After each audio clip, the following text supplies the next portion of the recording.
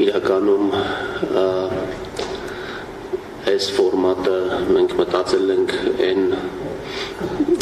նպատակի շրջանակներում, որ ուզում ենք բյուջեի կատարման և պլանավորման աշխատանքների նկատմամբ մեր հանրության ուշադրությունը ավելի սևեռենք, որովհետև իրականում կարծում ենք, որ այստեղ քննարկվում են հայեցակարգային կարևորագույն հարցեր, որոնք պայմանավորում են թե մեր տնտեսական զարգացման հեռանկարները, այլ նաև մեր հասարակական հարաբերությունների և ընդհանրապես մեր պետության գերակայությունների հարցերը արտացոլվում են բյուջետային փաստաթղթերում և այդ նպատակով մեր խնդիրն է իհարկե նաև այդ բովանդակությունը հնարավորինս պարզ մատուցել թե ձեզ, թե մեր հանրությանը, որպեսզի այդ հետաքրքրությունը իրականում տեղի ունենա, որովհետև ակնհայտ է, որ եթե բարդ տեքստեր ենք արտասանում և բարդ գաղափարներ ենք խոսում, կարող է դա հասանելի լինել միայն, ասենք, սահմանափակ թվով մասնագիտական հանրույթին և այս նպատակով այսօր այս մամուլի ասուլիսը կազմակերպել ենք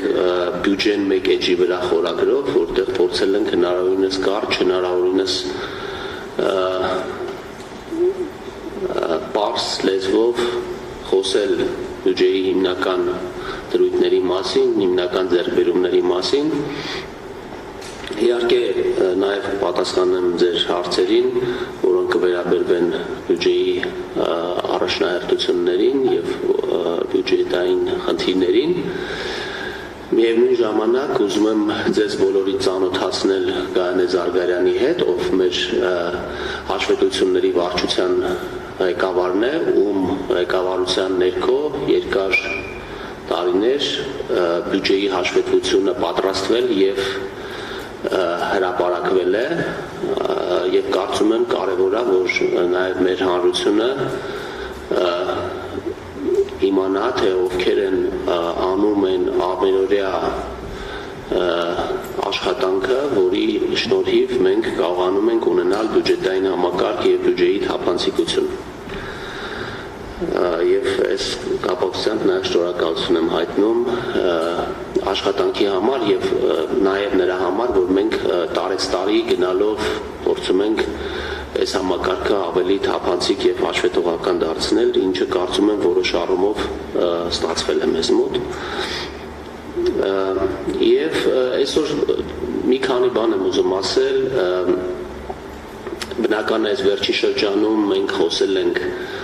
բյուջեի կատարման հաշվետվության վերաբերյալ ազգային ժողովում հանձնաժողովներում քննարկումներ են եղել և մեր նպատակը այսպիսի ֆորմատով ասուլիս կազմակերպելու նրանում էր, որ քննարկումները գնում են հանձնաժողովներում և գուցե լրագրողները ունեն հարցեր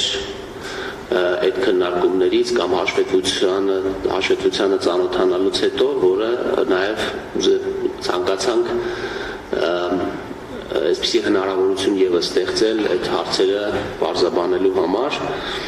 Ուզում եմ նաև խոսել նրա մասին, որ մեկ շաբաթ առաջ կառավարությունը ընդունեց միջնաժամկետ ծախսային ծրագիրը, որը էլի շատ էական փաստաթուղթ է, իմ կարծիքով բավականին հավակնոտ և խիզախ փաստաթուղթ է, ինչի եմ տենց համարում, որովհետև մենք միջնաժամկետ ծախսային ծրագրով ցույց տվեցինք մեր հանձնառությունը կրճատել բյուջեի դեֆիցիտը, որը ինչպես գիտեք 2025 թվականի բյուջեով նախատեսված է 5.5% և տարեցտարի այդ դեֆիցիտի մակարդակը նվազեցնել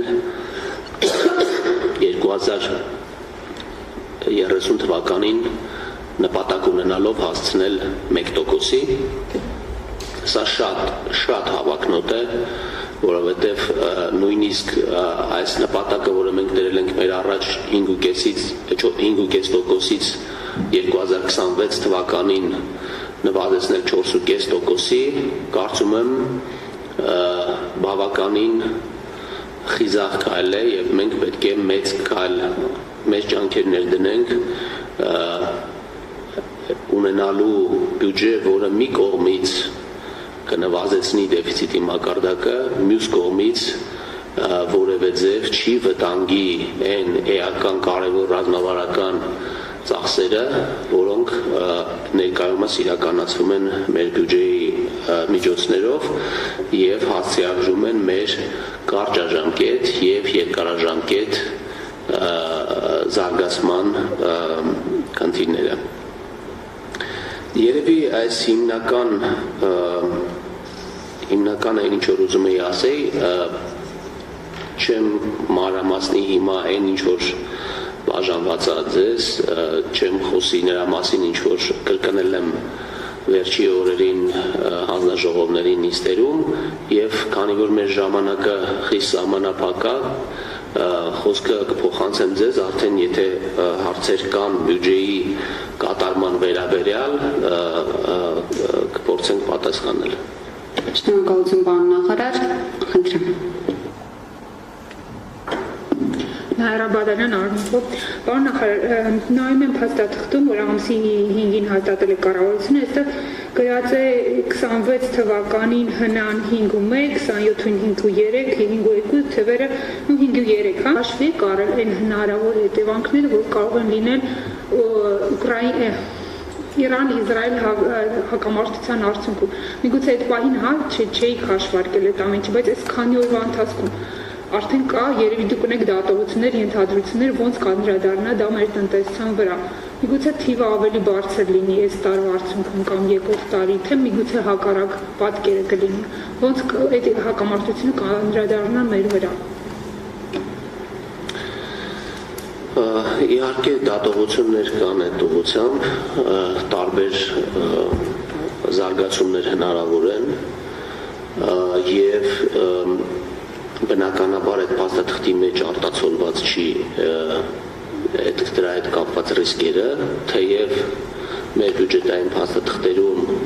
մենք ռիսկային սցենարել ենք դիտարկում եւ դրա մեջ նաեւ կա, այսինքն եթե դուք նայեք բյուջետային փաստաթղթերը եւ կարծում եմ շտաժամկետ ծախսային ծրագրում ենք նույն ձևով ներկայացնում, մենք տարբեր սցենարներ ենք ներկայացնում հենց այդ փաստաթղթի մեջ, այդ ռիսկային սցենարների ազդեցությունը նույնպես գնահատում ենք եւ ցուցանիշներն էլ դնում ենք, օրինակ, եթե չեմ սխալվում, ռիսկային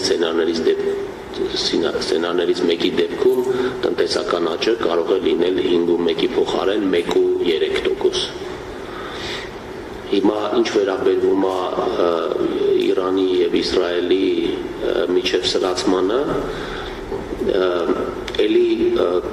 կան երևույթներ, որոնք բացասաբար կարող են ազդել մեզ վրա, կան երևույթներ, որոնք կարող են դրական ազդել մեզ վրա, եւ դա շատ բան կախված է այդ սրացման աստիճանից եւ կախված է դրա տևողությունից։ Ես ուզում եմ ուղղակի հիշեցնեմ, որ երբ ռուս-ուկրաինական պատերազմը սկսվեց 2022 թվականին, մենք ելնելով 14 թվականի մեր փորձից միանգամից սկսեցինք նայել վատթարացման սցենարներ, բայց իրական կյանքը եղավ մի փոքր ոչ այդպես բարեբախտաբար եւ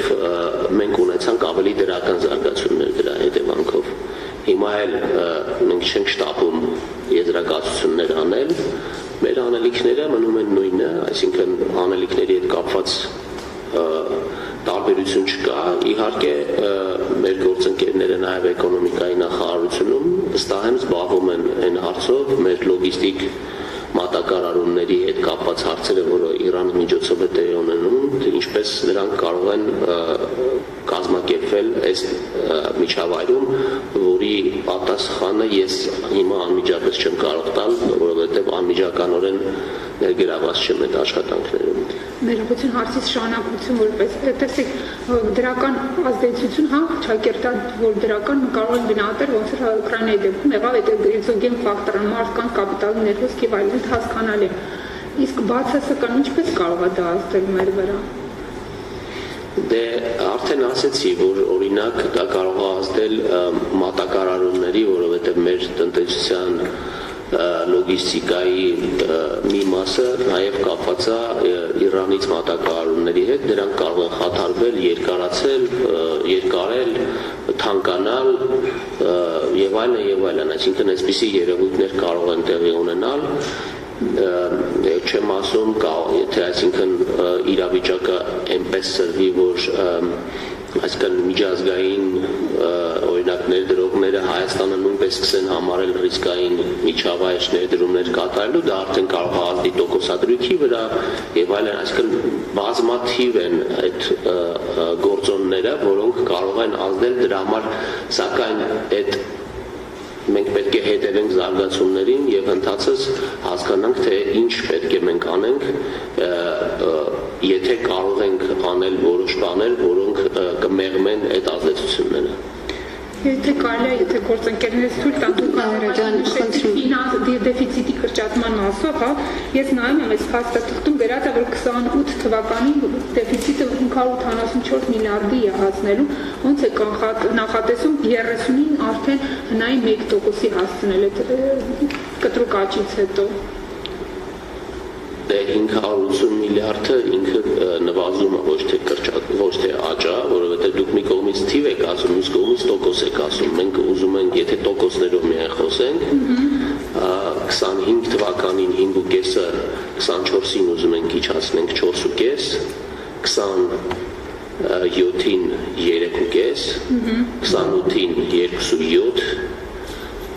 28-ին 29-ին